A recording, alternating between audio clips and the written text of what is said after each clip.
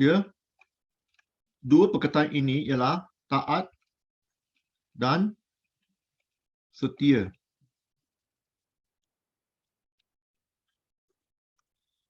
Ya, itu mesti menjadi apa tu respondan kita, our response. Obedience and faithful. Ya, obedience and faithful. Kalau kita mengalami sesuatu kesukaran, adakah kita akan mengalah, give up, ataupun teruskan? Ya, kita harus teruskan. Kita harus percaya bahawa Tuhan akan membuka jalan bagi kita. Ya, dan apabila kita buat nombor 2, kita nak buat penginjilan, kita juga nak tahu apakah kandungan dalam penginjilan. Bukan hanya sekadar katakan Yesus kasihi anda, period, full stop. Macam mana kasih? Kenapa kasih? Ya, apakah kandungan-kandungannya? Dan kita lihat, alright, boleh tak ada sesiapa yang boleh tolong kita baca Roma 16:25 sampai 27? Buka mic dan baca.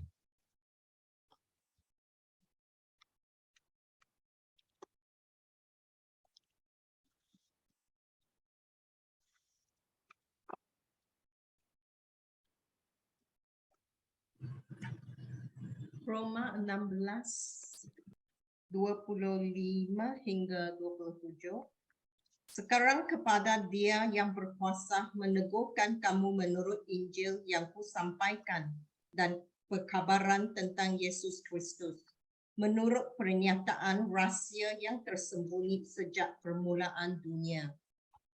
Tetapi kini telah dinyatakan dan melalui nubuat-nubuat dalam kitab suci telah disampaikan kepada semua bangsa menurut perintah Allah yang kekal, supaya mereka di bawah mentaati iman. Kepada Allah sahaja yang penuh bijaksana, segala kemuliaan melalui Yesus Kristus selama-lamanya. Amin. Amin. Ya. Di sini dia mengatakan bahawa sesuatu yang tak pernah orang faham. Ya, tetapi sekarang telah pun diterangkan oleh nubuat-nubuat ya di dalam Alkitab. Ya, mengatakan bahawa Tuhan Yesus ya katakan bahawa Yesus surat yang saya beritahu tentang Yesus telah pun selalu disimpan. Ya, susah bagi orang faham, tetapi sekarang sudah diterangkan, right? Apabila kita setia, obedient, taat, kita datang dalam kepercayaan, ya, Yesus akan menyelamatkan kita. Right? Diterangkan. Dan juga saya lupa di mana lah. Nanti saya akan cari ya. Ya. Tuhan telah memanggil kita untuk berjalan. Ya, untuk beritakan berita baik. Right? Tentang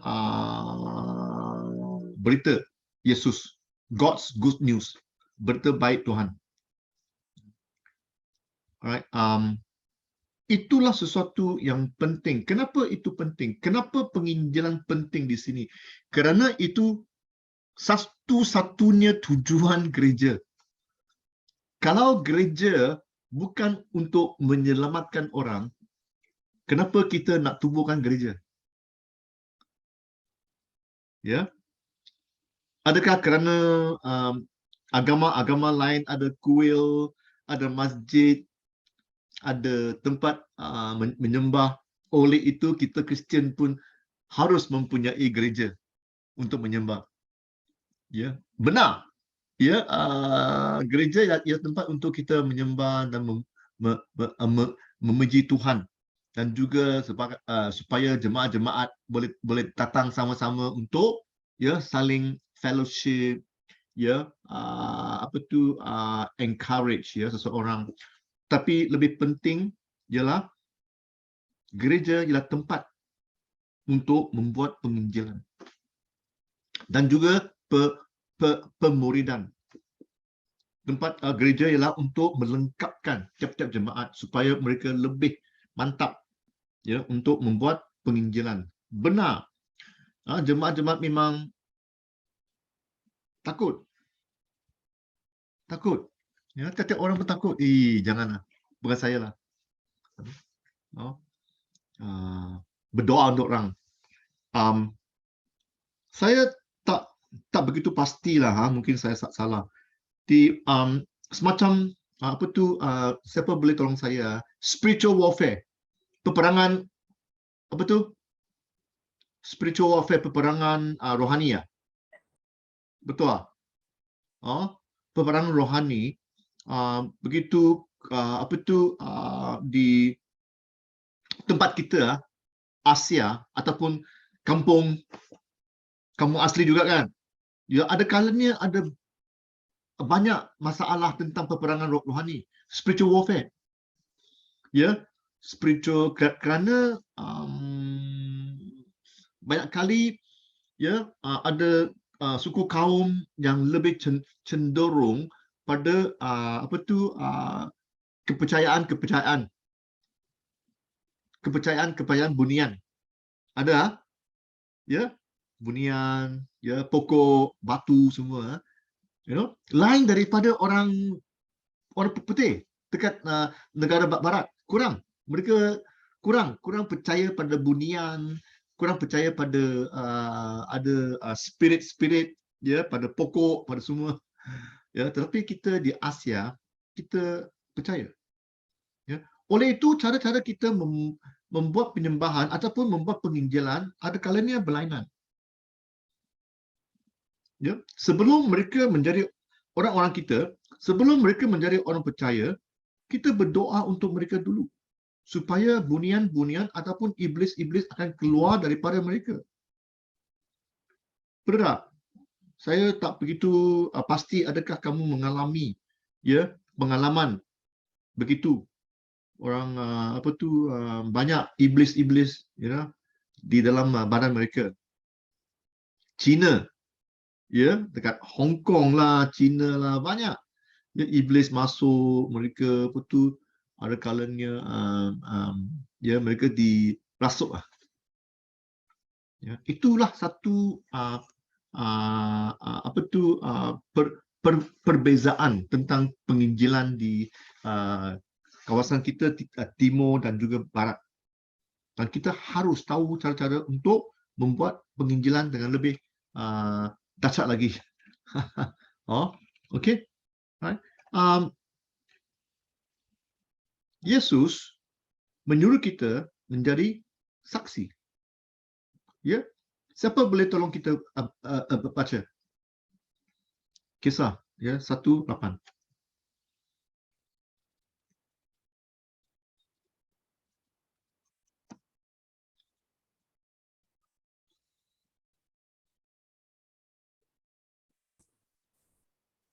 Kisah 1 ayat 8. Tetapi kamu akan menerima kuasa kalau Roh Kudus itu turun ke atas kamu, dan kamu akan menjadi saksiku di Yerusalem dan di seluruh Yudea dan Samaria dan sampai ke ujung bumi. Itu memang seruan kita semua untuk menjadi saksi. Ya. Ini serupa semacam dalam mahkamah. Kamu menjadi saksi. Ya. Ada orang membunuh, ya. Kamu nampak dan kamu menjadi saksi. Polis panggil anda, okey, masuk mahkamah, beritahu menjadi saksi bahawa adakah kamu nampak orang ini? Ya, saya nampak. Saya nampak orang ini membunuh si mati itu. Ya. Dan mahkamah akan percaya kerana kamu nampak. Ya. Itulah semacam juga apabila kita menjadi Kristian, kita juga menjadi saksi. Kalau orang tanya, ya, betul tak Yesus ini benar? Betul. Dia benar. Saya pernah mengalami. Saya berdoa dan Tuhan akan memberi jawapan pada saya. Tuhan menolong saya. Ada kalanya saya susah. Ya, susah dalam banyak hal, tetapi Yesus menolong saya. Ya. Sama juga kesaksian pada masa kisah Rasul, mereka pernah nampak Yesus. Mereka nak beritahu orang lain bahawa mereka memang mengalami hidup bersama Yesus. Ya, oleh itu kita juga. Ya. Selepas saya menjadi Kristian, hidup saya senang. Ya, saya ada lebih damai. I have peace in my heart. Ya, saya kerja saya, apa yang saya lakukan apabila saya berdoa, Tuhan akan menolong saya. Ya, kurang risau. Itu semua pengalaman saya dan kita boleh memberitahu orang lain. Apabila kamu menjadi orang percaya, kamu juga boleh mengalami pengalaman tanpa kurang risau, bukan tanpa lah, kurang risau, kurang kerana Tuhan akan menolong kita dan Dia sebagai Allah Bapa pada kita. Dia akan menjaga kita. Nah, saya pernah mengalami. Oh, begitu lah. Ya. Dan apakah keperluan supaya orang dapat percaya pada Yesus dan Yesus dapat menolong mereka? Right? Memang ada keperluan. Apakah keperluan dalam dunia ini? Yesus datang membawa manusia untuk mempunyai hubungan yang benar dengan Bapa.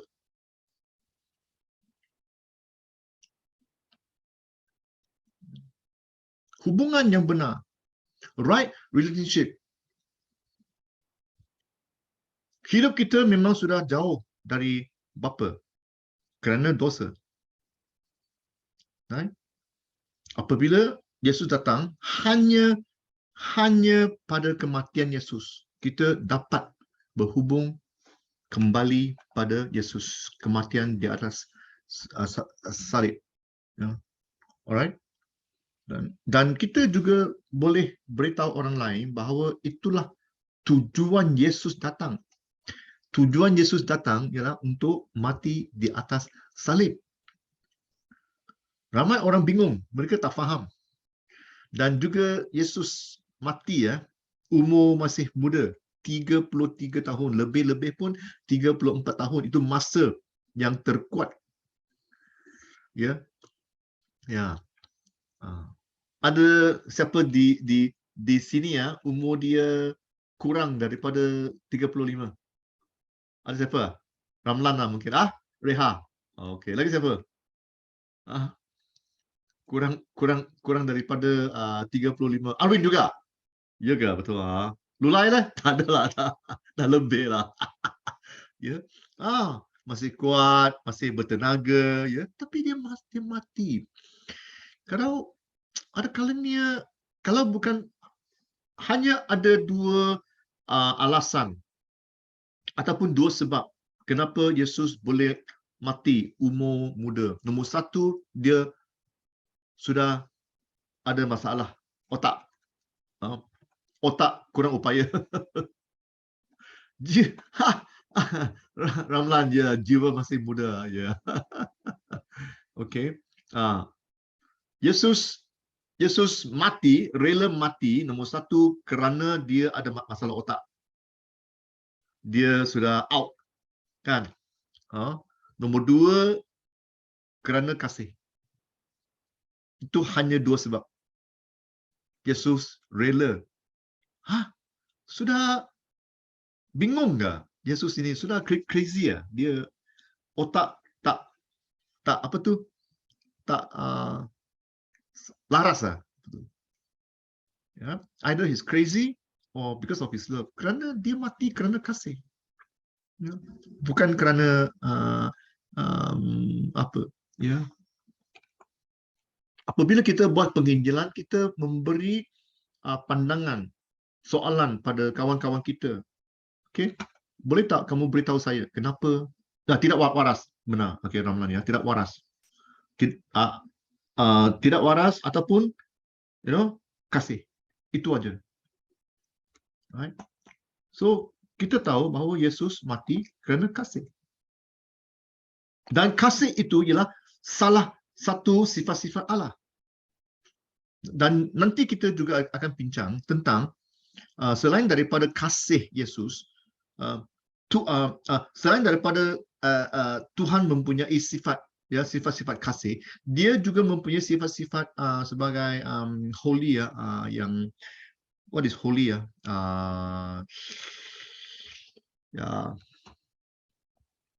ya, kudus, ya, Roh Kudus, sudah tak siuman, ya, kudus, ya.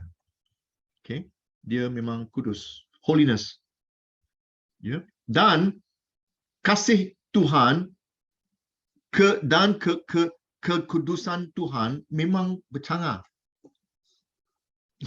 God's love and God's holiness cannot match, kan? Tak boleh. Tak boleh, tak ngam lah. Kasih dan kudus. Nanti kita tengok. Ya. Oleh itu, satu, one must give up. So, itulah tujuan kita dilahirkan. Kita lahirkan kerana kasih. Tuhan inginkan kasih kita, ya, yang akan bersama-sama dengan Tuhan, ya, tetapi kerana dosa menyebabkan kita berpisah dengan Tuhan. Kenapa? Kerana kekudusan Allah ataupun kesucian. Kesucian. Ya, tak serasi. Tak serasi, betul.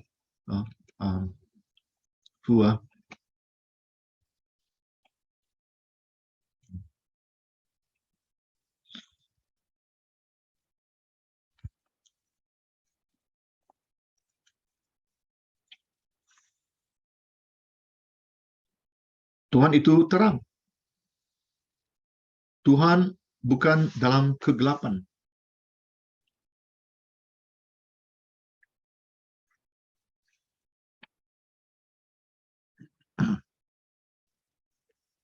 Dasar tentang sifat-sifat Allah ialah kasih. Right? Tuhan inginkan kita bersama-sama Dia, ya, selama-lamanya kerana kasih. Ya, banyak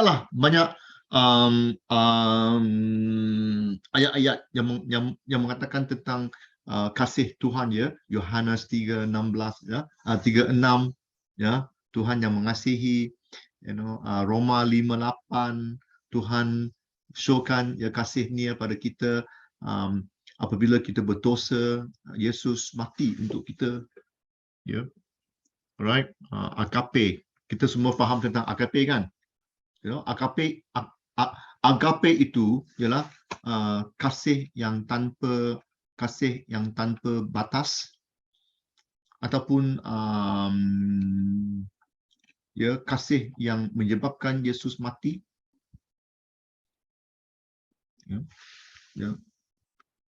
So, itu semua tentangnya kasih. Dan kasih Tuhan kerana Tuhan ingin bersama-sama dengan kita, tetapi tidak dapat bersama-sama dengan kita kerana dosa.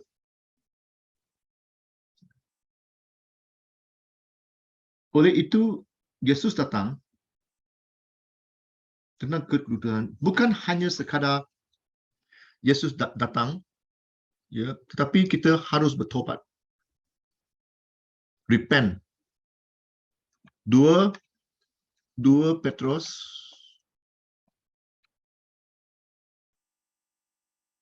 3:9.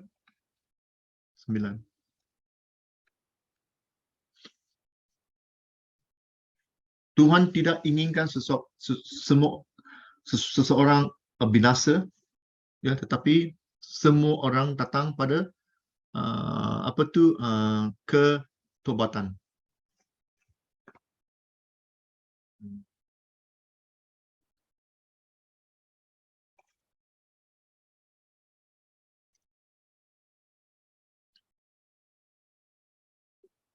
Ada apa-apa soalan sampai di sini?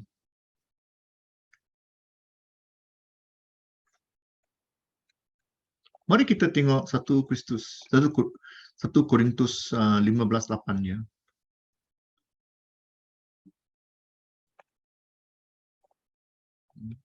Saya bagi masa anda untuk baca sendiri ya, nanti kita bincang tentang 1 Korintus 15:1-8.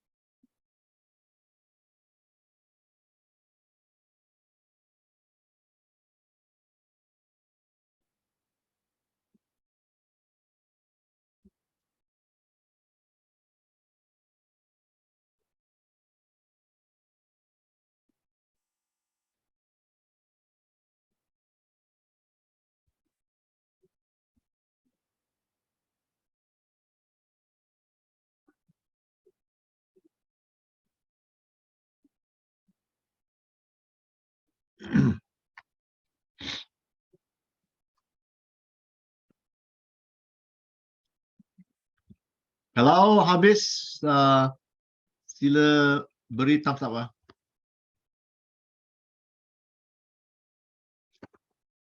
Mana itu?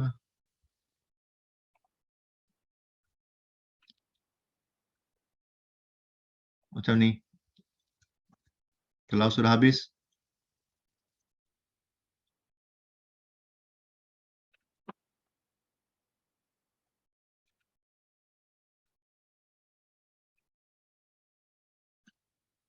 sudah.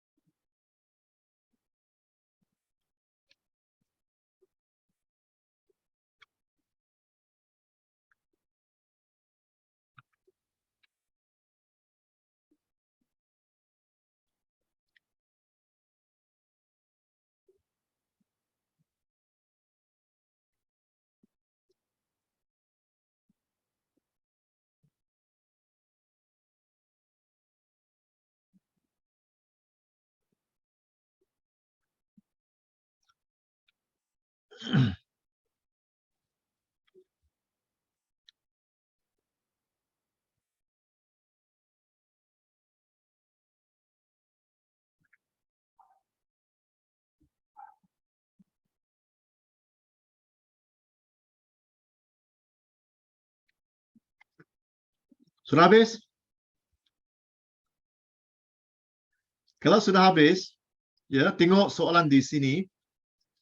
Kalau kamu ada apa-apa pandangan, boleh tak buka mic dan beritahu kita pandangan anda. Ya, adakah manusia begitu teruk, buruk, sehingga mereka memerlukan campur tangan Allah untuk menyelamatkan mereka? Adakah manusia? Buka mic dan beri pandangan.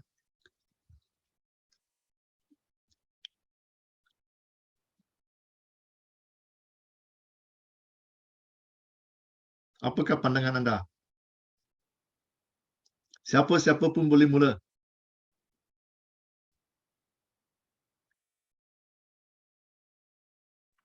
Saya cuba Pastor. Boleh. Okay, adakah manusia begitu buruk sehingga mereka memerlukan campur tangan Allah untuk menyelamatkan mereka? Pada pendapat saya, ya memang agak teruk, memang agak teruk, dan manusia tidak berdaya untuk menyelamatkan diri sendiri. Kenapa buruk? Karena kita sudah diikat dengan dosa. Ya. Apa yang buruk sangat tentang dosa hinggakan Allah perlu campur tangan? Sebab manusia sudah jadi jahat. Begitu. Wah, Jamita cakap saya jahat kak. Jahat lah. Gurau begitulah. aja. Di sini kita belajar cara-cara membuat penginjilan, okey. Dan juga saya akan tanya soalan-soalan yang ada kalanya, wah, ya, bukannya begitu senang, ya. Ramai orang tak percaya, mereka memang tak akan beri kita jalan yang senang. Ya, mereka akan tanya soalan. Adakah saya begitu buruk hinggakan Allah perlu campur tangan? Ya, apakah pendapat anda? Kenapa? Saya buruk meh? Jamita, saya pernah buat baik ada tak? Saya beri sedekah pada orang, MCO, saya beri makan pada orang. Saya orang baik lah. Kenapa Jamita cakap saya jahat? Apakah jawapan anda?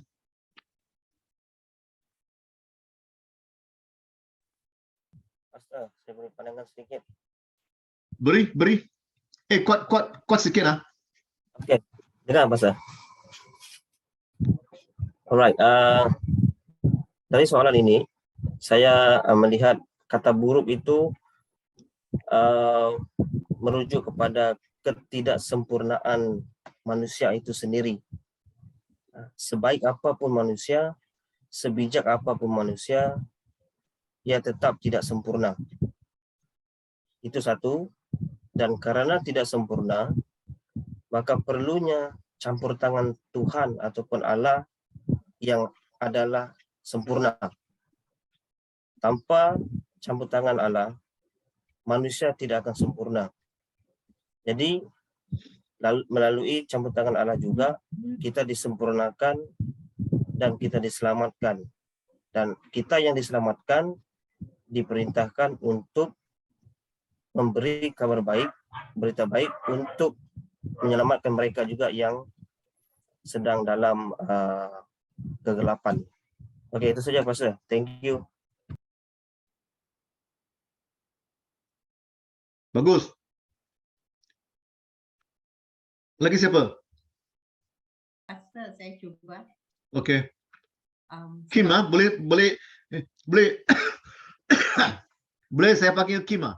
Atau apa? Ya, Kim ah? mereka panggil saya Kim Kata. Kim, okey. Sebab dosa membelenggu manusia sehingga mereka sesat dan tidak dapat memahami keadaan mereka sendiri. Seperti seorang yang mabuk tidak akan mengakui atau mengetahui bahawa dirinya mabuk. Itulah dosa. Benar, benar.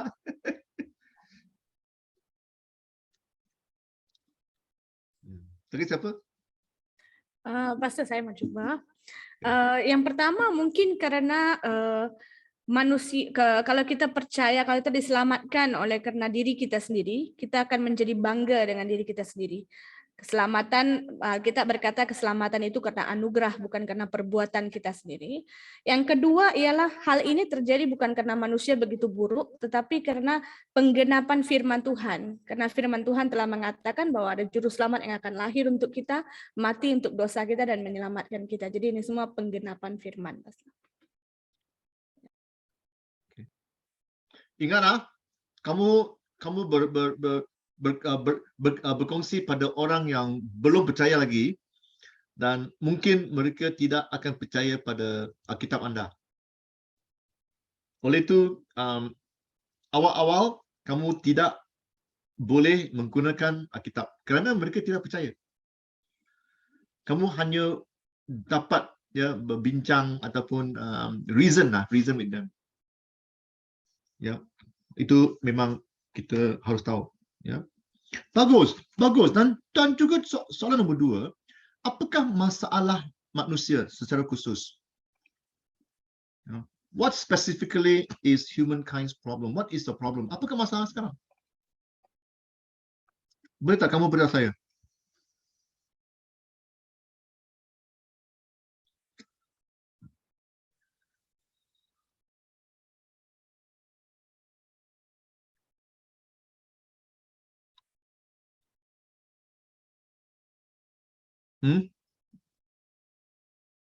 Apakah masalahnya sekarang? Ya, masalah manusia, keinginan dan kedagingan memang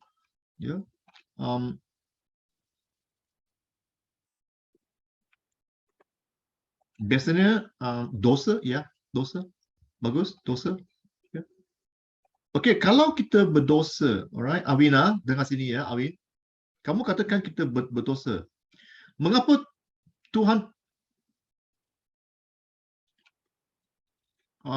boleh memilih untuk tidak memaafkan manusia yang berdosa? Kalau kita berdosa, maafkan sajalah.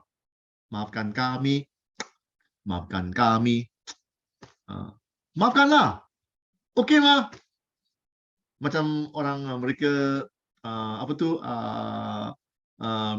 hari raya, maaf selamat hari raya, maaf zahir batin ya. Tuhan, maafkan saya lah. Selesai mah. Apa yang bertentangan? Ya, yang adil. Apakah itu adil? Macam mana adil dan tidak adil? Macam mana?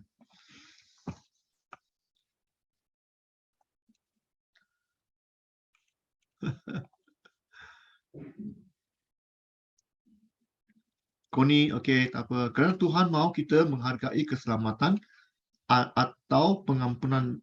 Menghargai, macam mana menghargai? Pastor, saya tambah sedikit, boleh? Boleh tambah. Tambah banyak membeli. Tambah lagi, tambah dia, tambah. Okey, tambah susu dengan gula sekali Ya. ya. Tambah saja. Taruh sama dia. Okey. Jadi kalau kita melihat daripada poin pertama, kedua, ketiga, kita mendapati bahawa keadaan manusia itu pada hakikatnya ibarat orang yang sedang boleh dikatakan dijangkiti kanser. Mereka tidak sedar bahawa mereka sedang dalam masalah yang besar. Okey, dan mereka melewati hari-hari mereka seolah-olah macam tiada apa yang terjadi, tapi hanya doktor saja yang tahu bahawa orang itu ada masalah. Dan pesakit itu kadang-kadang dia tidak tahu apa yang sedang dilalui mereka atau apa yang bakal mereka hadapi. Jadi keadaan manusia pada hakikatnya uh, bukan juga berbicara tentang karakter, tapi saya berkata tentang keadaan mereka. Okey, kerana kalau kita berkata bahawa manusia itu jahat, dengan demikian kita sedang mengatakan bahawa kita semua adalah orang kata, sebab masih juga ada orang yang berperilaku baik sekalipun mereka bukan orang percaya, sekalipun mereka bukan Kristian. Tapi di sini menurut saya dia lebih kepada hakikat atau keadaan manusia itu yang telah berdosa dan juga akibat daripada dosa itu akan membawa mereka kepada sesuatu yang amat menakutkan sebenarnya. Cuma kadang-kadang bila mereka tidak sedari, mereka rasakan it's okay. It's okay untuk tidak menjadi orang percaya. It's okay Ya. untuk terus hidup di dalam dosa kerana mereka tidak sedar impact dosa itu atas kehidupan mereka. Dan kalau kita masuk kepada yang kedua, masalah manusia secara khusus itu seperti yang tercatat dalam firman Tuhan adalah kerana dosa lah, seperti yang saya katakan sebentar tadi kan. Jadi dosa yang menyebabkan kita menghadapi masalah-masalah yang seperti kebuluran, kemiskinan, penyelewengan dan sebagainya. Semua itulah. Lepas tu seterusnya, mengapa Tuhan boleh memilih untuk tidak memaafkan? Nah, inilah masalahnya. Inilah masalahnya yang orang tidak tahu, dan sering kali orang persoalkan juga, mengapa Tuhan tidak just, yelah kalau buat salah, kalau orang buat salah pada saya, kenapa tak just forgive saja kan? Kenapa tidak boleh melupakan? Nah, masalahnya, kalau kita berbuat demikian pada hakim, hakim pun tidak akan memaafkan seseorang kerana keadilan itu perlu dituntut. Kan? Kalau hakim itu melepaskan seseorang yang bersalah, maksudnya mungkin hakim itu adalah seorang yang rasuah atau tidak adil. Nah, kalau dia boleh lepaskan seorang, bagaimana dengan yang lain? Yang lain pun kata, saya mau. Kan? Jadi Tuhan adalah hakim yang adil. Dia tidak boleh melepaskan sekalipun orang itu berbuat kebajikan, sekalipun orang itu berbuat kebaikan. Cuba bayangkan kalau misal kata kita boleh melepaskan orang yang berbuat kebajikan. Bayangkan kalau orang ini adalah gangster yang menjual dadah, yang membuat pelacuran dan sebagainya. Nah, bayangkan dia banyak menderma kepada gereja. Bolehkah dia dilepaskan? Jadi ini sudah tentu tidak boleh dilepaskan kerana setiap pesalah itu memang harus menjalani penghukuman. Jadi Tuhan tidak boleh memaafkan begitu saja. Perlu ada harga yang dibayar atau perlu Bagus. Awin ada your line breaking. seseorang untuk menggantikan tempat orang itu supaya dia dapat dilepaskan. Nah, inilah pandangan saya, Pastor. Tambah lagi lah. Bagus. Okey, apa yang Awin cakap boleh saya tambah. Okey, Awin baca Roma 6:23 untuk menambah apa yang Awin katakan tadi. Roma 6:23. Okey, Roma 6:23, sebab upah dosa ialah maut. Tunggu. Dan apa tu? Apa lagi? Sebab upah Sebab apa? dosa ialah maut. Sebab Upah dosa. Upah kan? The wages. Apa yang kita lakukan yang apa yang tadi Awin katakan itu benar-benar. Kita dituntut, kita harus tuntut. Macam hutang kan? The wages of sin. Dia kata upah dosa. Maksudnya kita kena bayar. Bukan hanya sekadar memaafkan, no? Tapi kita kena bayar upah. Ya.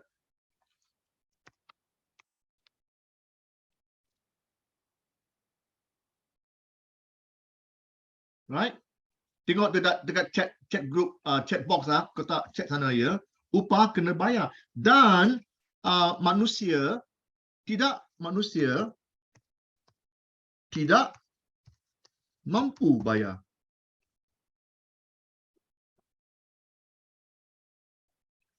Ya. Dan kita tahu bahawa Yesuslah seseorang yang lengkap, fitting untuk bayar. Ya, bayar nyawa. Bukan hanya nyawa dan darah. Bukan hanya sekadar darah, tetapi darah Yesus yang kudus, clean, holy. Bukan darah saya. Ya, bukan darah siapa-siapa, ya, tetapi darah Yesus. Kerana hanya darah Yesus yang suci, ya, kudus, yang hanya boleh menyelamatkan dan ya,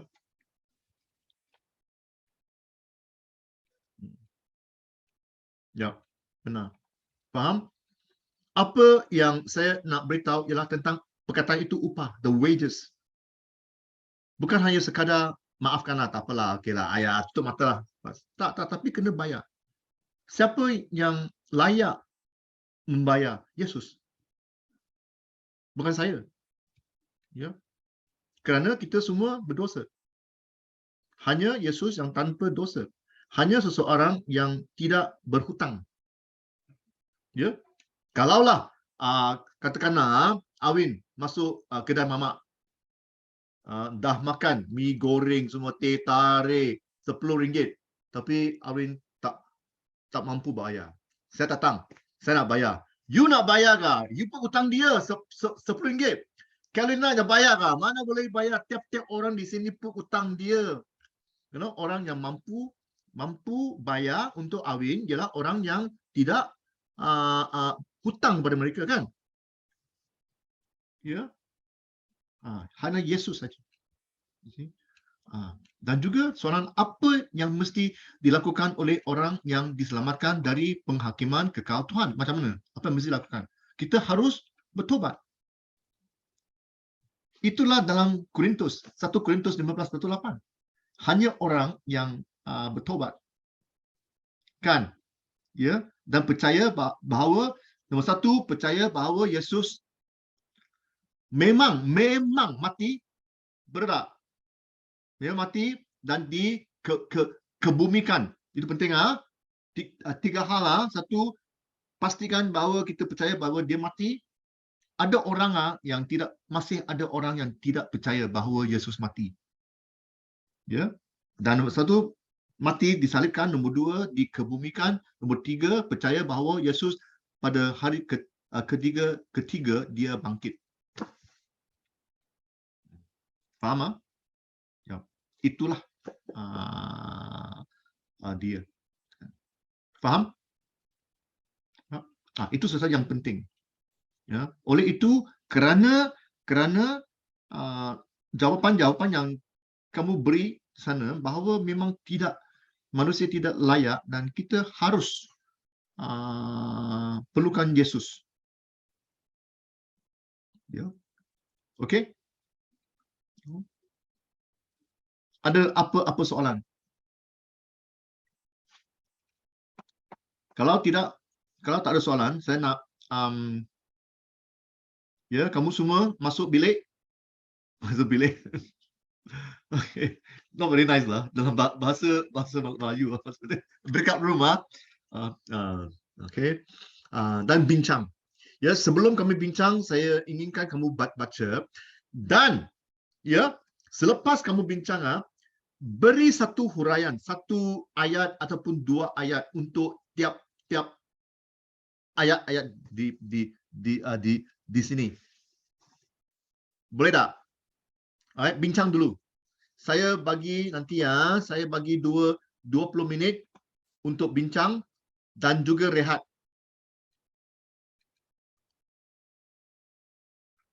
Alright. Sekarang pukul 8. Sila balik pukul 8.30. Boleh tak? Saya bagi peluang dalam bilik 20 minit. Lepas itu rehat 10 minit. Balik pukul 8.30. Faham? Ada apa-apa soalan? Tak ada. Okey, tak ada. Semua nanti masuk bilik.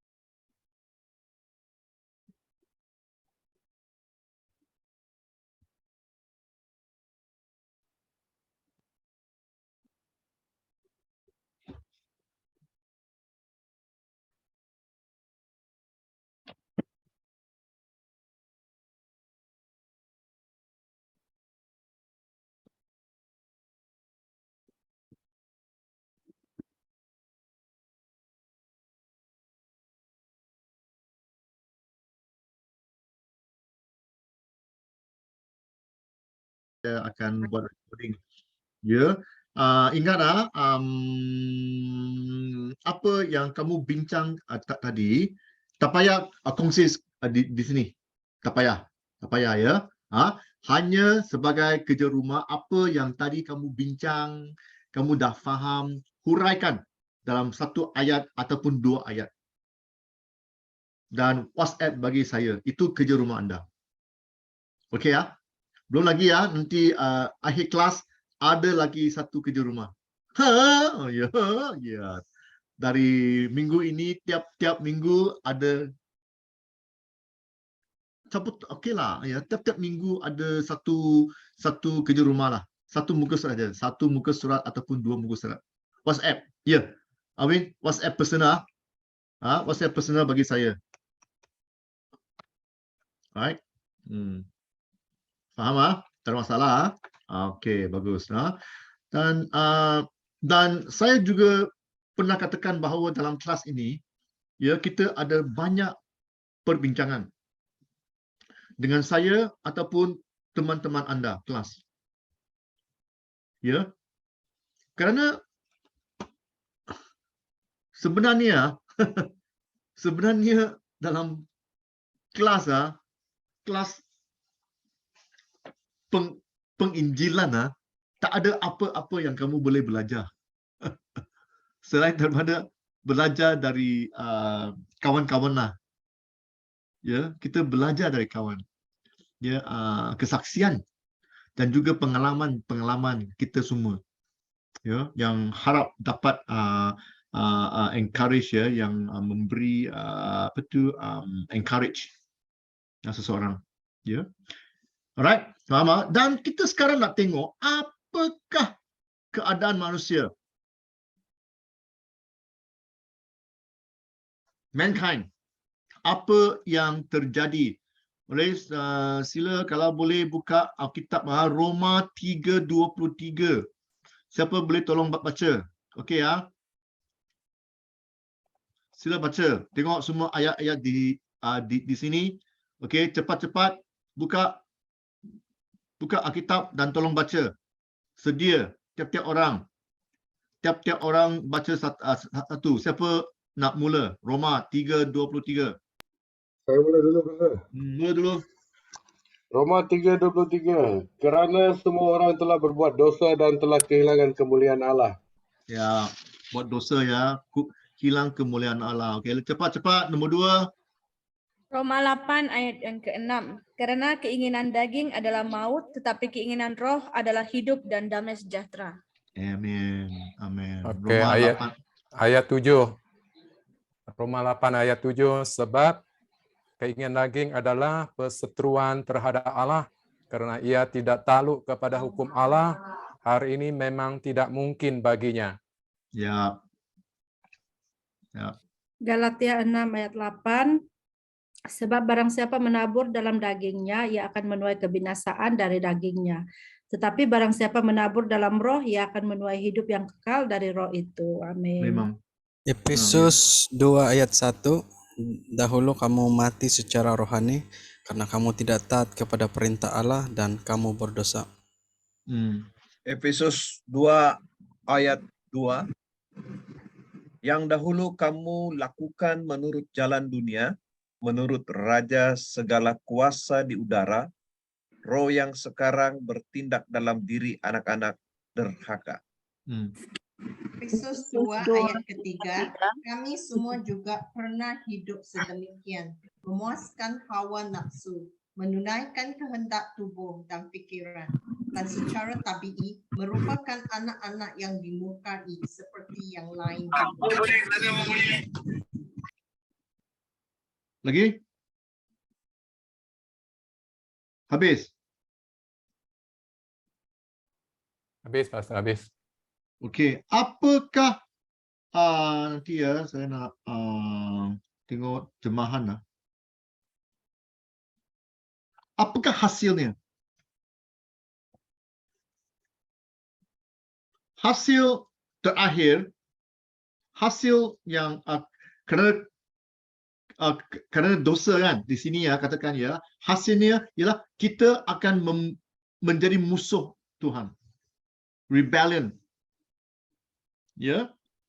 Dan pernah ada orang mengatakan bahawa, saya tak berdosa mah, saya okey mah, saya buat baik, saya tak buat jahat semua ya. Tetapi Alkitab mengatakan bahawa di sini ya, kita dah ada banyak ayat-ayat yang mengatakan bahawa manusia memang dah hilang kemuliaan, kita berdosa. Tak pernah kita jumpa seseorang yang memang tak pernah berdosa. Ya, tipu, dosa juga. Ya, marah, dosa juga. Tak pernah kita jumpa. Ya. Kalau ada seseorang, kalau kita pernah jumpa seseorang yang tak pernah berdosa, beritahu saya. Ya, kalau ada kawan-kawan anda yang mengatakan bahawa saya tidak berdosa, saya okey. Tapi mereka lupa bahawa kalau mereka tipu, itu dosa. Ataupun mereka angkuh, dosa. Kalau mereka dengki, dosa. Kalau mereka pernah marah, dosa. Ya. Dan hasil, apakah hasilnya? Hasil apabila kita dosa ialah kita bermusuhan dengan Tuhan. Dan saya tidak beritahu bahawa Yesaya, kita tengok Yesaya ya.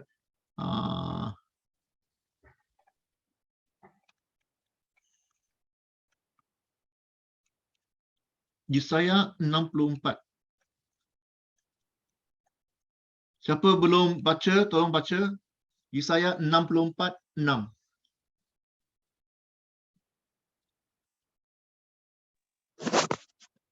Yesaya 64 ayat 6.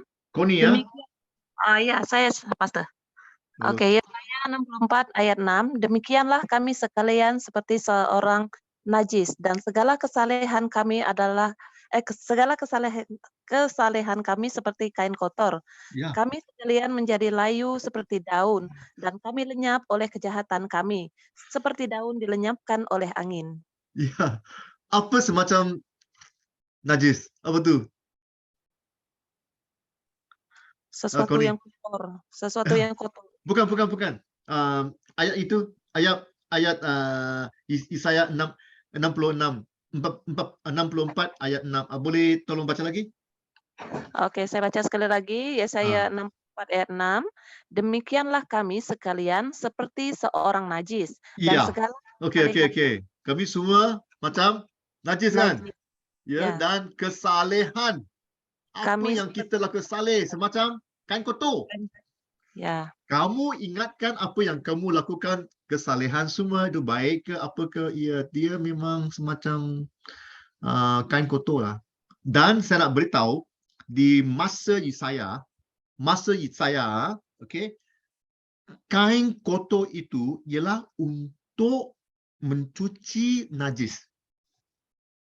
Bukan kain kotor sekadar rumah, cuci kaki ke cuci lantai, bukan untuk membersihkan najis. Itu begitu kotor. Ya, itu sesuatu yang kita harus ingat ya tentang keadaan manusia. Dan tidak ada orang yang boleh melepasi kemurkaan Tuhan. Kerana kita bermusuhan dengan Tuhan. Faham? Okey? Sampai di sini ada lagi apa soalan tak? Okey? Kalau tidak, kita tengok apakah definisi untuk dosa. Ya, definisi. Apakah itu dosa? Nombor satu, dosa ialah penyakit dalam hati. Ya, itu ayat tak perlu bacalah panjang disease of the heart, penyakit dalam hati. Itu dosa. Ya. Nombor dua ialah penolakan Tuhan. Rejection of God. Tuhan memberi kita kasih tetapi kita tidak mahu. Penolakan. Itu dosa. Mungkin ia akan menyakiti Tuhan. Tuhan memberi semacam ya. Kamu nak memberi saya sesuatu. Ya, nak beri hadiah. ya coklat lah, ya Coca-Cola ya. Bagi saya tak nak tolak. Wah, kan? Saya beri anda barang aku sebagai hadiah. Kamu tolak, ya? Sakit kan? Sakit tak hati? Sakit kan? Ya. Ada yang di sini ya, lelaki di sini kuranglah, perempuan kuranglah, lelaki ya. Lulai ke, Matius ke, Saluji ke semua. Dulu bukan sekarang. Jangan beritahu isteri ya. Okey? Jangan beritahu isteri ya. Macam Lulai dulu di college di university ataupun kita gemar itu perempuan tu kan, bukan isteri ya. Kita beri dia bunga ataupun beri dia sehelai sapu tangan dia. Tapi dia tolak kerana dia tak gemar dengan kita. Kan? Pernah lah kawan saya dengan college dulu dia gemar perempuan tu lah. Ya, dia beli bunga untuk dia. Tapi perempuan itu tolak hadiah beri. Wah, dia sakit hati. Dia balik muram aja dia, bingung muram. Saya pun tanya dia, apa lalu kenapa muram sini? Kenapa? Dia tolak saya lah dia. Tolak kasih saya. dia tolak kasih saya. Ya, cinta bertepuk. Benar ya. Ya. Sakit hati lah Ramlan. Sakit hati. Ya, itulah keadaannya. Apabila Tuhan yang memberi kasih pada kita, kita menolak. Ya, itulah dosa. Ya, faham Ya. Dan nombor 3 ialah kejahatan moral dan mental. Ramai. Ya, ramai yang jahat. Ya, dan apabila seseorang jahat, mereka akan melakukan apa yang mereka suka. Ya, untuk mendapat apa yang mereka hendak. Tanpa mengira moral, tanpa mengira mental. Tak kisah, hantam saja. Ya. Dan juga tanda Tuhan yang hilang, God's mark, ya, hilang. Roma 3:23 ya, kita berdosa dan kita jauh daripada tanda-tanda we all have sinned and fall short of the glory of God. Alright? Kuasa ke atas manusia. Maksudnya dosa ini menguasai manusia. Dan manusia tidak mempunyai pilihan. Ya. Mereka harus melakukan apa yang mereka mungkin tak ingin buat. Tetapi kerana dosa, mereka dah terpaksa. Ya, hilang kemuliaan dia. Roma 3:23, hilang kemuliaan Tuhan sebab dosa ya. Ya.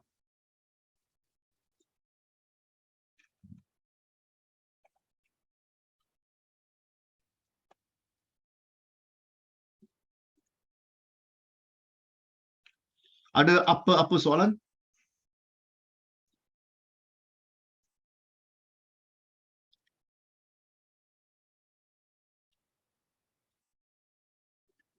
Sebenarnya tujuan Tuhan ya,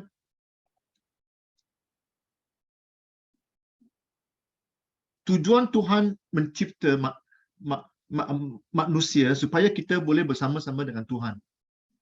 Ya, itu tujuannya, itu kasih Tuhan. Tetapi kerana dosa, kita hilang kemuliaan dan juga kita tidak dapat bersama-sama dengan Tuhan. Ya. Itu kehendak Tuhan.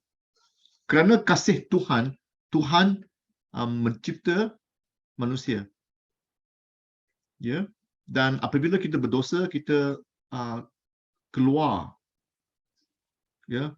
Tetapi Tuhan masih inginkan kehadiran kita. Our presence with Him, bersama-sama dengan Dia. Oleh itu, Yesus perlu datang ya, untuk menyelamatkan kita dan kita kembali pada Tuhan. Okay, alright. Dan sekarang kita juga ada lagi satu perbincangan, banyak perbincangan. Okey. Nanti saya akan break masuk bilik juga lagi sekali. Ya, adakah susah untuk berbincang dengan orang mengenai dosa? Kalau ya, kenapa? Kenapa Kristen takut untuk berdepan dengan orang dan bincang tentang keadaan manusia yang berdosa? Okey, masuk bilik dan bincang dengan orang yang sama 10 minit. Bukan 20 minit 10 minit, cepat-cepat Dan selepas itu pilih pilih seseorang wakil untuk berbincang dengan beri report pada kita semua nanti. Boleh Alright? Hanya 2 soalan ini. Adakah susah untuk berbincang dengan orang mengenai dosa? Kenapa?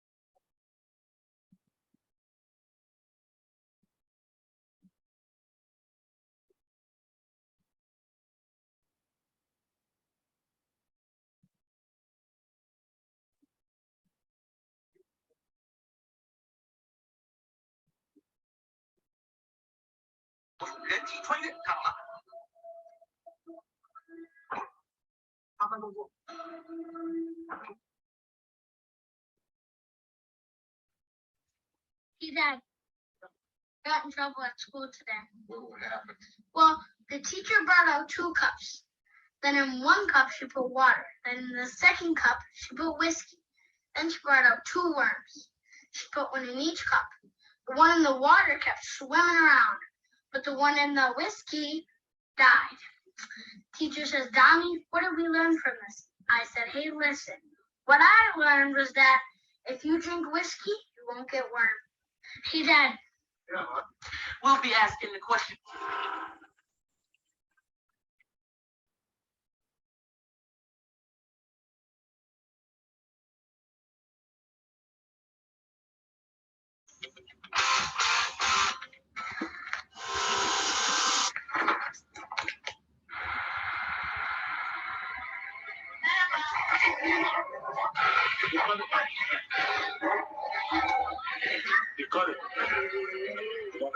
Vai bıraksam mı ne yapsam?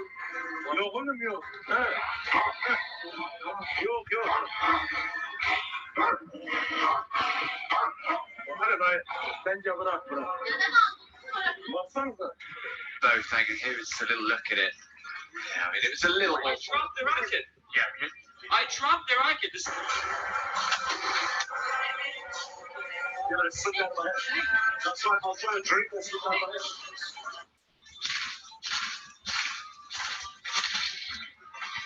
What violation racket of you this morning, What? Mr. Penn? Why? It was broken. It was broken already.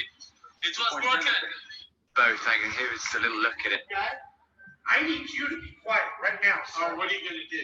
I'm gonna evict you from the hotel, and I recommend you get out of my face. What? Nathan, call 911. Okay. I need you to be quiet right now. So what are you gonna do? I'm gonna evict you from the. People talk about depression all the time. The difference between depression and sadness. Sadness is just, from habit. Here's two things you shouldn't do. Here's two things you shouldn't do as a magician. Number one, never tell your audiences what's going to happen before it happens. It kind of spoils the surprise.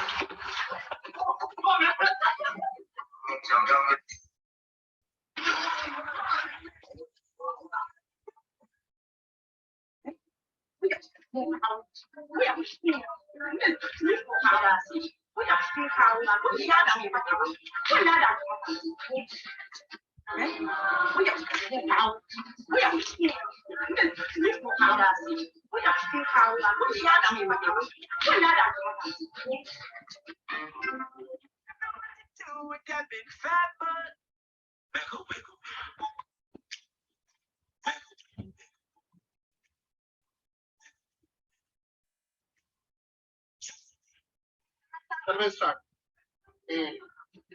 ये बच्चा जादू दिखाता है एक बार दोबारा बच्चा जादू दिखाता है Oh my gosh. Hello, what's your name? My name is Yu Jin, and I'm from. Hello, what's your name? My name is Yu Jin, and I'm from South Korea. So do you live in Korea now?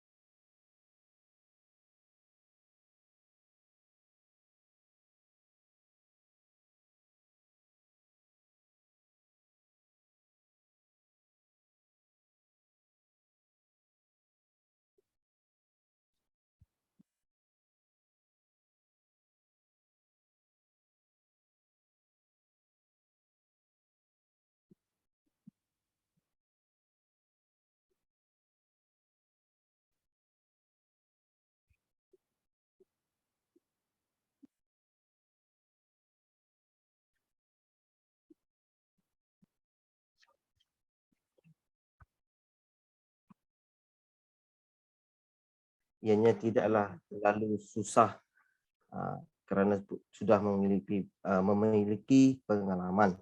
Dan kami melihat dari segi cabaran, kalau dari segi cabaran itu memang banyak cabaran, tapi saya hanya letakkan beberapa saja.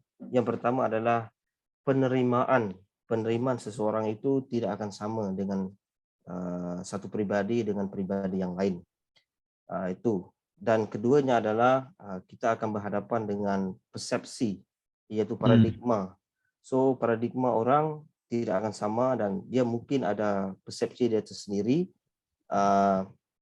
dan juga ianya akan bergantung dengan keadaan lah, ataupun bergantung dengan siapa yang kita sedang bincangkan berkenaan tentang dosa. Dan saya juga dapat tadi daripada kumpulan kami mengatakan memang semua agama itu pernah membincangkan tentang apa itu dosa. Okey, jadi dari pihak kita memiliki definisi yang sudah kita pegang iman kita. Definisi kita itu tidak 100% orang akan terima. Jadi dia lebih kepada open. So jadi boleh jadi juga kalau sedang kita bincangkan tentang dosa, dia tidak dapat akui karena mungkin di pihak yang mendengar itu dia tidak sedar keadaan dia sedang dalam dosa. Itu yang kami bincangkan tadilah. Ini juga termasuk golongan-golongan orang yang dalam Tuhan juga, dalam Kristen juga, dia tidak sedar dia dalam dosa. Jadi saya rangkumkan semualah. Jadi yang kedua, soalan kedua itu, kenapa orang Kristen takut untuk berdepan dengan orang dan bincang tentang keadaan manusia yang berdosa? Ya, berbalik dengan apa yang saya katakan tadi, kami setuju bahwa ini adalah, mungkin dia rasa itu adalah satu yang sangat sensitif dan berisiko, dan juga mungkin adalah orang itu sendiri yang mau berkeputusan untuk tidak berbicara tentang dosa. Dia sedar diri sendiri pun masih belum sempurna, begitu. Dia melihat diri sendiri. Jadi apapun dosa itu adalah tetap dosa. Dia tidak ada dosa kecil, besar, sedang, ataupun panjang, besar, lebar, tidak ada. Dosa tetap dosa. Jadi saya simpulkan apa yang kami bincangkan tadi adalah, bila kita melihat dosa, kita harus melihat itu bukan dengan pandangan kita sebagai manusia, tapi harus melihat pandangan itu daripada pandangan Tuhan. So, dari pandangan Tuhan yang kami percaya, ini, dan ini. Begitulah, Pastor. Jadi, itu sajalah yang saya dapat sampaikan. Bagus. Terima kasih. Yep. Ada siapa lagi? Arwin lah. Tadi Arwin katakan dia nak tekan lah. Tekan butang. Okey, salam Pastor. Salam semua. Itu tempat pertempuran tempat pertempuran mereka kata tekan butang itu bom lah. Bom. Okey, ya bagus. Okey, baik. Saya bagi pandangan seperti yang telah saya bincangkan dengan ahli kumpulan saya, Albiati, Ariani dan juga Basaluji. Kami sependapat seperti yang dikatakan oleh Pastor Ramlan sebentar tadi, menegur seseorang akan dosa mereka itu ibarat menjolok sarang tebuan lah, begitu. Ya. Atau kita sedang cuba untuk mencabut misai harimau yang sedang tidur. Ya, ini adalah tugasan yang sangat berisiko tinggi. Jika kita salah langkah, mungkin kepala kita akan hilang. Habis ya. Nah, ini seperti yang dialami oleh Yohanes Pembaptis sendiri ketika dia menegur dosa Raja Herodes, dia kehilangan nyawanya. Okey, dan kita juga melihat bahawa apabila dosa seseorang itu dikecam, mereka bukan bertambah bertaubat sebenarnya. Sebaliknya mereka bertambah jahat. Sebab mereka rasa macam seolah-olah mereka diserang secara peribadi dalam hati mereka. Saya juga melihat video-video YouTube, ada seorang yang selalu berbicara di hadapan umum, khususnya di kampus. Dia letakkan 2 mic, dia akan berbicara di pihak yang lain dan mereka akan bersoal jawab.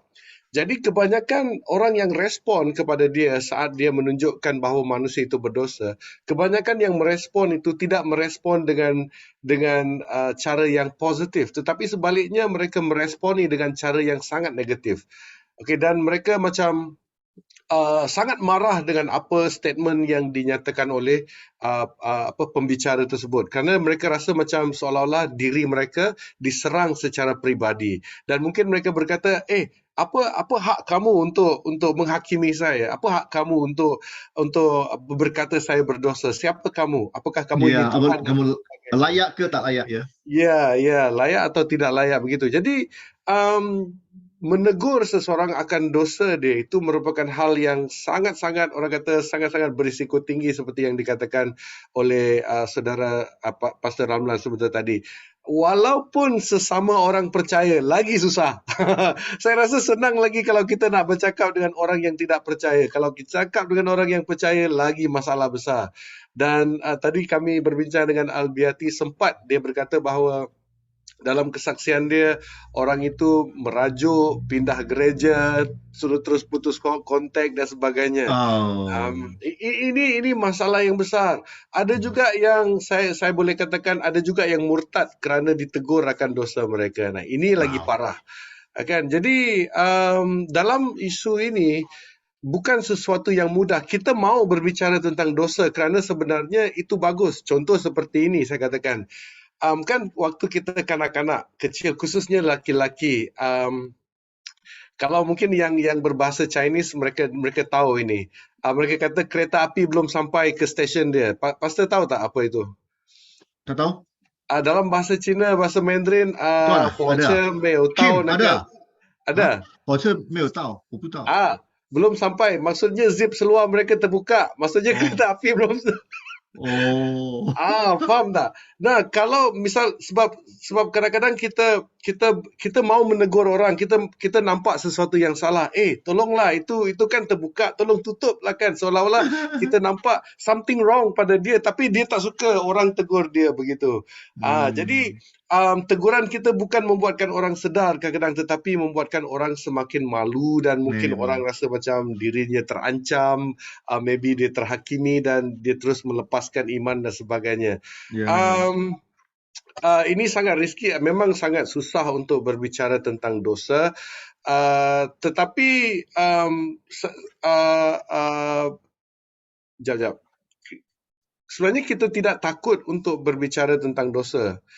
Cuma kita takut kehilangan orang waktu kita berbicara tentang dosa. Ini yang kita bimbang. Bukan kita takut bicara, tak kisah bicara tentang dosa, tapi yang kita sayangi adalah hubungan itu sendiri. Ya, memang. Nah, ada orang kadang-kadang berkata, kamu berkompromi dengan orang yang berbuat dosa. Tidak, bukan berkompromi. Saya sayang hubungan ini. Kalau boleh, saya mau guna cara halus untuk meyakinkan dia.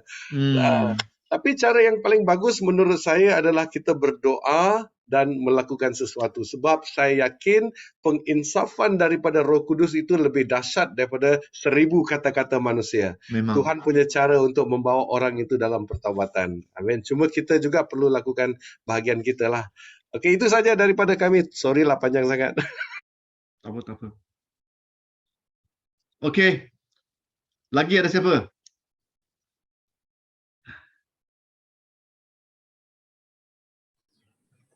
Okeylah, kita teruskan. Right? Kalau ada bila-bila masa kamu nak berkongsi, nak berbincang, sila buka mic.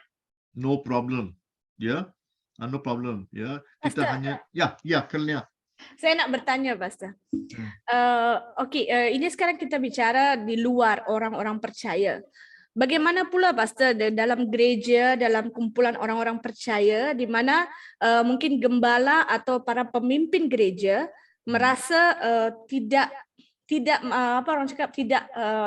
bercakap tentang dosa ini kepada pelayan-pelayan Tuhan. Saya bagi satu contoh, misalnya sesama worship leader.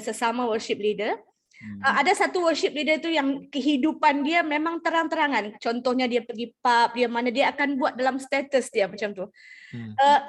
Dan itu menyebabkan di mana pelayan Tuhan yang jujur dan yang baik ini mengalami ketidakadilan. Dia mengalami ketidakadilan. Apakah itu boleh dikatakan kalau alasan seorang pastor itu adalah dia takut jiwa itu pergi dari gereja? Apakah itu tindakan yang baik atau di mana dia masih lagi ada di dalam pelayanan mimbar begitu, Pastor? Apakah kesan buruknya kepada hal ini, Pastor? Tak tahu. Datanglah pada kelas kepimpinan. Ingat tak, Arwin, masa-masa kepimpinan, okey? Itu soalan itu bukan dalam kelas ini. Kelas ini tentang penginjilan. Ataupun kalau boleh masuk kelas Korintus. Korintus boleh bincang dengan hal itu, ya, dan juga dalam kami memang pernah bincang hal-hal ini dalam kelas kepimpinan. Ya, maksudnya kalau saya ada jawapan. Tapi saya tak ingin nak berbincang di sini sebab kita di sini bincang tentang keinjilan. Bolehlah Pastor, kongsilah sikit nak Dosa dengar. dasar. Ya, basic sin. Bolehlah Pastor, Kalau kongsi ya, sikit. boleh ya. Boleh ya. Nanti Boleh, Pastor boleh, Rashid boleh, datang Pastor. jumpa saya lah. Rayuan diterima. Ya, ya. Manusia memang struggle lah, gumul kerana dosa.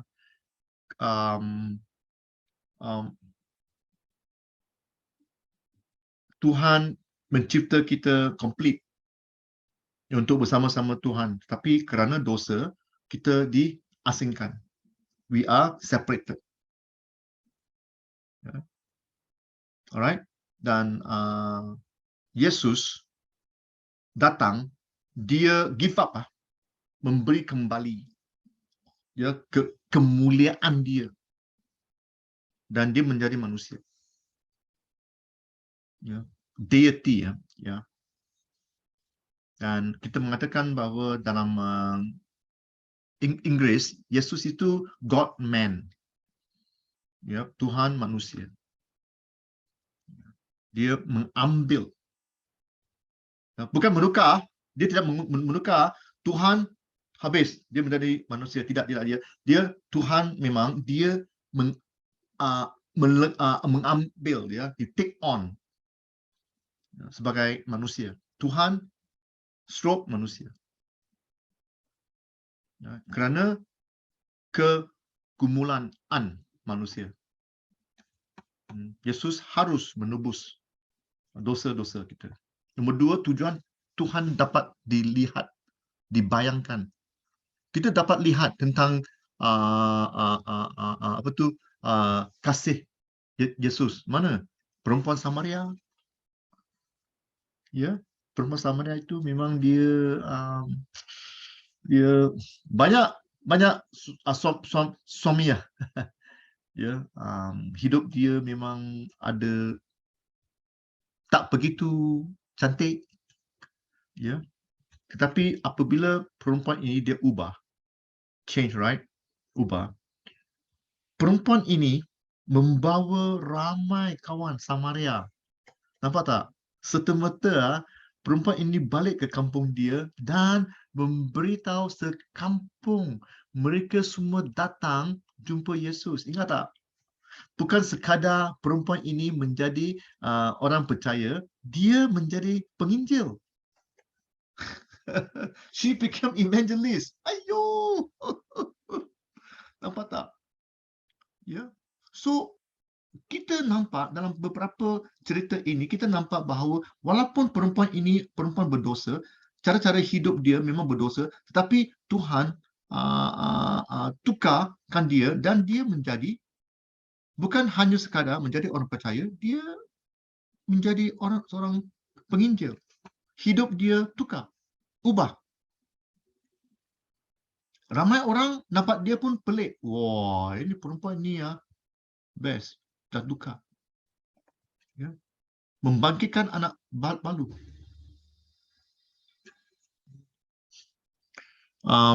Pada masa dulu, nombor satu, perempuan ini balu, maksudnya suami dia meninggal. Pada masa Yesus, alright, perempuan kurang bekerja. Biasanya lelaki yang membawa upah, yang membawa wang balik rumah, ya. Alright, kalau suami dia meninggal, anak lelaki dia menjadi mengambil alih, ya, mengambil alih tanggungjawab untuk menjaga emak dia. Dan sekarang anak dia juga meninggal. Alamak. Dan sini mengatakan anak lelaki ya. Kitab Inggeris katakan widow's son, right? Anak lelaki. Maksudnya balu perempuan ini habis. Habis. Suami meninggal, anak meninggal dan ya, perempuan ini kehilangan kesemuanya. Ya. Ya, sumber pendapatan ya, semua habis. Tak ada. Tapi kita nampak tentang kasih Tuhan. Tuhan, Yesus datang ya, untuk memberi hidup yang lebih baik pada orang, better life. Yesus bersama kanak-kanak, kita nampak kasih dia, ya, kasih dia, right? Dan juga Yesus berdoa di Getsemani. Dia sebagai seorang manusia, he's a man, right?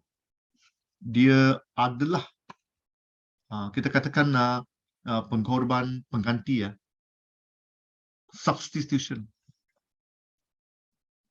Kita yang harus mati, tapi dia menggantikan kita. Kita harus dikorbankan, tapi Yesus, ya, Yesus mengambil alih dari pengganti. Kenapa? Yesus mendamaikan kita dengan Bapa. Reconciliation. Kita memang musuh. Itulah tujuannya. Tujuan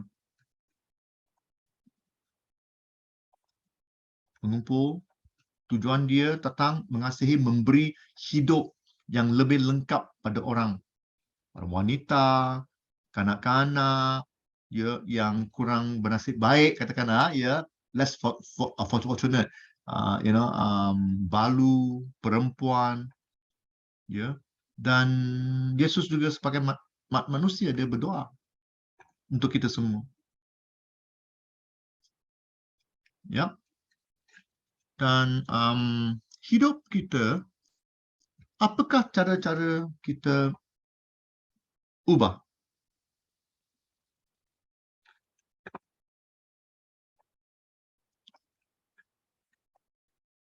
Kita bertobat, repentant, dan beriman. Repentant and faith. Untuk ubah, conversion, ubah, ada dua unsur-unsur, tobat dan juga keimanan. Repent. Bertobat itu memang tukar dari sini tukar ke sana. Apabila kita memberitahu orang untuk menjadi orang percaya, mereka kena ubah cara hidup mereka. Oleh itu, ramai orang susah, tak boleh. Sekarang kamu dah menjadi Kristian, kamu tak boleh berokok, ya. Ayo, tak boleh. Tak boleh mabuk. Ya, tak boleh. Ya. Mereka harus tukar hidup mereka. Ada kalanya mereka juga harus tukar pekerjaan mereka. Ada kerja yang Kristian memang susah mau kerja. Ya, mungkin ada kerja-kerja yang tidak memberi kemuliaan. Ya. Macam korupsi, ya, ada kerja-kerja korupsi susah. Ya. Right? Kena tukar. Kami pernah ada Kristian, dia menjadi Kristian, dia buka kedai 4 nombor. 4 nombor dia. Banyak duit, kaya kerana 4 nombor. Lepas tu apabila dia menjadi Kristian, perlahan ya, dia jual kedai 4 nombor. Ayo, ya. Ya, pelan-pelan saya faham. Dan juga masalah mereka ialah mereka menjadi, itu bisnes mereka 4 nombor, dan mereka kurang pelajaran. So, mereka kurang pelajaran, mereka ada rumah tangga, ada anak-anak. Kalau mereka tidak kerja, mereka tak tahu nak buat apa. Tak tahu. Memang susah. Ya. Oleh itu, mereka tak tukar kerja serta-merta, dan kita pun tolong mereka. Ya. Bisnes. Ya. Bukannya senang. Ya. Oleh itu, ada kalanya penginjilan kita susah kerana orang, mereka tidak nak ubah cara hidup mereka. Bukannya senang. Kita harus faham. Kalau saya Saya menjadi Kristian waktu remaja, ya belasan tahun. Senanglah. Tak ada apa-apa. Kalau saya dah 50 tahun, 60 tahun nak menjadi Kristian, ada kalanya bukannya begitu senang. Ya, saya bercampur gaul dengan kumpulan-kumpulan, kerja saya begitu begini. So ada kalanya bukannya senang. Ya, saya ada kawan baik, dia dulu dia jual dadah. Dia jual dadah sampai ke Eropah. Dia bawa dadah ke Eropah dulu 70-an. Ya, oh yo dahsyat. Dia bawa senapang. Ya, sekarang dia menjadi Kristian, sekarang dia menjadi pastor. Ya. Saya ada kawan begitu. Ya. So apabila mereka menjadi Kristian, susah, memang susah. Dia pernah menjadi penagih, ya, untuk keluarkan tabiat hisap dadah itu memang susah. Ya. Saya okey. Belasan tahun jadi Kristian, saya tak pernah merokok, tak pernah berjudi, tak pernah, okey, jadi Kristian, senang. Tapi bukan semua orang senang. Ya, mereka they struggle, menggulapan in their life. Ya, oleh itu kita harus beri mereka masa. Ya, beri mereka masa. Kasihlah. Itu kasih. Ya, itu kasih. Itu aja. Kasih untuk menerima. Do we accept them? Adakah kita menerima mereka secara belas kasihan lah? Ha?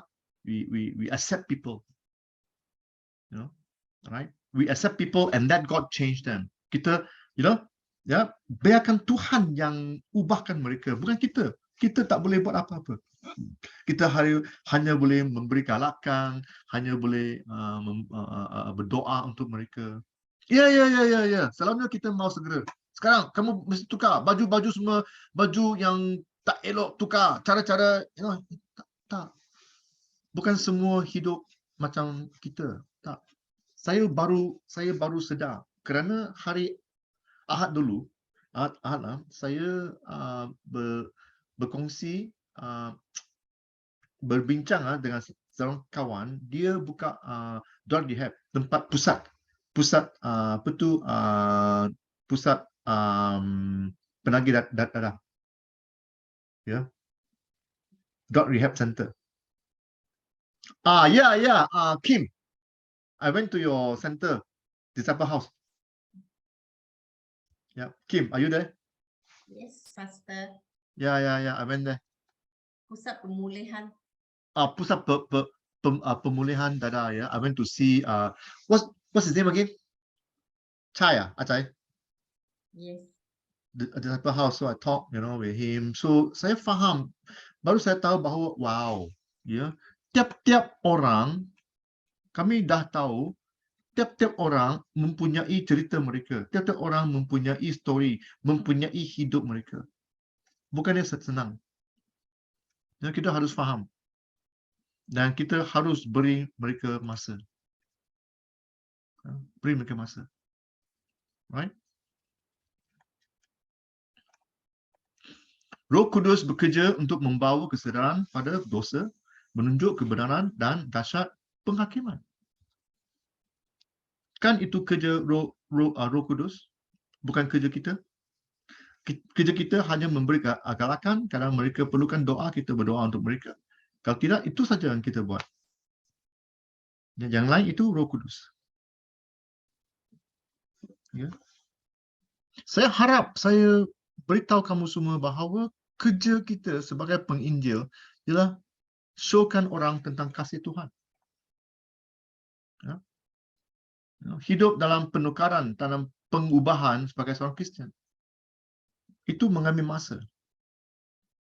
Ya, bukan hanya sehari, 2 hari. You know, kita nak segera. Alangkah elok, Avina. Alangkah elok kalau mereka boleh tukar serta-merta. Alangkah elok, kerja kita dah selesai, habis. Ya, tidak. Ada kalanya bertahun-tahun. Karina, ingat tak? Pemimpin-pemimpin, pelayan-pelayan, mereka dah mengalami kasih Yesus, masih berdosa. Kan, betul tak? dah di gereja bertahun-tahun masih berdosa. Kenapa? Ada sesuatu yang susah. Something is there, very hard to come out. Tak boleh keluar. Selalu menghantui mereka. You know, we call that what's the word apa perkataan itu you know, struggle something perlu, you know, proses dia, right, struggle. Dan Yesus menjadi Tuan dan Juru Selamat, Lord and Savior. Let God be the Lord and Savior, right? Oleh itu kita kerja kerana keimanan, faithfulness.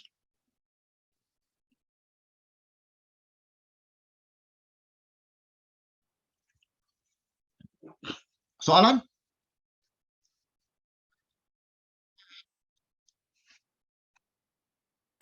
Pastor. Yap. Jadi memandangkan tadi macam kita perlu memberi mereka waktu untuk bertobat. Jadi ini berarti bahawa macam maksudnya macam kalau kita adalah sebagai pemimpin misal kata,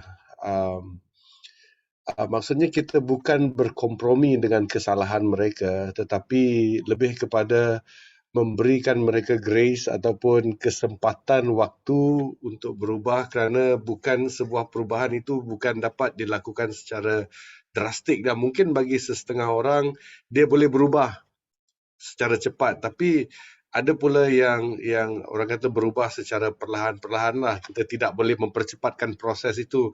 Kadang-kadang kalau kita cuba untuk mempercepatkan proses itu, ini akan menjadi apa? Macam apa, durian yang belum masak lah. Ya, kita petik dari pokok ya memang. Tak sedap lah makan Tak nanti sedap. kan. Okey, jadi maksudnya kita harus memberikan mereka kesempatan waktu, dalam waktu yang sama kita akan terus adakan apa, follow up dengan mereka, mungkin mendorong mereka untuk apa, berusaha untuk bangkit. Saya juga sependapat dengan pastor, kerana saya pun sebagai seorang percaya, pada awal-awal menjadi orang percaya dulu bukan secara tiba-tiba berubah. Memang ada banyak jatuh bangunnya. Sekalipun saya telah menjadi orang percaya dan melayani Tuhan juga, saya jatuh dalam dosa-dosa yang besar. Tetapi Tuhan menunjukkan kasih karunia-Nya kepada saya lah, di mana Dia mengubah, saban hari mengubah. Saya tak kata saya bertobat terus menjadi orang yang kudus. Tidak, ada waktu di mana kita akan jatuh kembali, tetapi masa itu akan memperbaharui kita jika kita terus berjalan bersama-sama dengan Tuhan lah, begitu. Sebab saya ada waktunya, ada sekali dulu saya teringat, ini satu kesaksian. Saya bersama di sini tidak ada. Dia tidak ada hari ini, Pastor Ezekiel. Ganesh. Ya, Ganesh. Sebab dulu kami sebelum dia menjadi pastor, kami adalah roommate di sebuah store. So kami bekerja di tempat yang sama. Sebelum kami bertobat. Waktu itu saya baru-baru bertobat. Dia bertobat dulu sebelum saya. Dia terima Tuhan dulu, dan kemudian penginjilannya sangat drastik. Dia membawa gereja ke rumah sebab dia sangat cepat untuk menginjil kami seisi rumah itu, orang-orang bujang. Jadi saya adalah orang yang terakhir diinjil oleh dia lah. Ada satu waktu tu sebagai orang percaya sudah terima Tuhan Yesus, dan kami sudah, orang kata, sedang bertumbuh. Tiba-tiba saya rasakan macam keinginan untuk mengulangi perbuatan kita itu datang balik. Sebab dulu sebelum saya bertobat, saya adalah seorang alkoholik. Jadi saya bukan suka lah, memang minum itu sudah menjadi tabiat saya. Sebahagian dari hidup saya yang tidak boleh saya lepaskan. Tetapi selepas saya terima Tuhan Yesus, ia seolah-olah macam telah dicabut dari hidup saya.